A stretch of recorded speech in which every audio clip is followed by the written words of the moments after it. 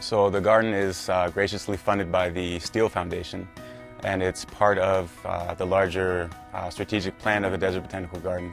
For the last 2 years, the garden has been developing an on-site community garden.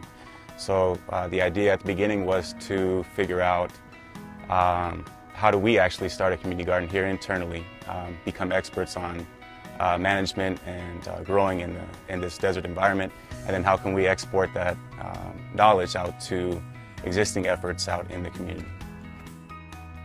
I would say though that the garden movement here is expanding, and there's a lot of really neat initiatives happening right now across the valley that I think people need to look up and if they want to get involved in some of these initiatives.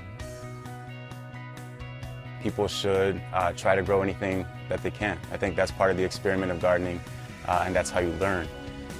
Beyond that, what we're trying to do here is to become experts in what grows well here and best practices within the desert.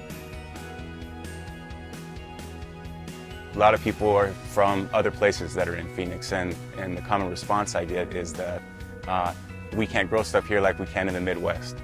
And I think that people need to just open up a little bit to the possibilities here. It's hotter, soil is a little bit different, but it doesn't mean that you can't experiment and grow things that you can in other parts of the country. Generally speaking, there's 2 planting seasons here, the fall and spring season. So we're kind of on the downturn of the last season, and now we're reaching the fall season. So coming up here in late August, September, people can start getting in their fall plants. So corn, tomatoes and peppers will do well in the fall as well, squash, pumpkins, etc. The winter season, the fall planting season, is also the high season for leafy greens. Spinach, kale is really popular right now, Swiss chard, beets, any kind of onions, all the root plants as well. But now there's people coming together as alliances, as coalitions, with specific goals that they want to see improved over time.